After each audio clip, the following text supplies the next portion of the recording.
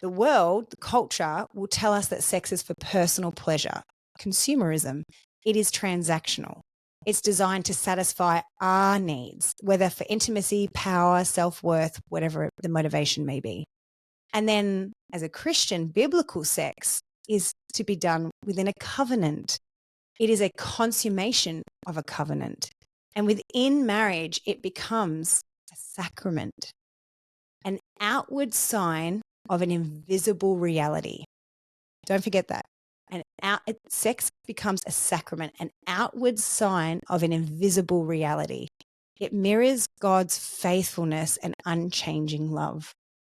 To further explain this, I'm going to actually directly quote Keller, just because I think this helps shed light on it a little bit more.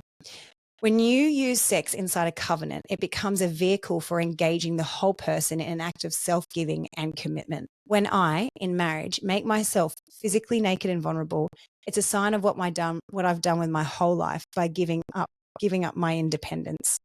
By making this promise, sex is supposed to be a sign of what you've done with your whole life. And that's the reason why sex outside of marriage, according to the Bible, lacks integrity. You're asking someone to do with your body what you're not doing with your life. You're saying, let's be physical, vulnerable with each other. Let's do physical disclosure, but not whole life vulnerability.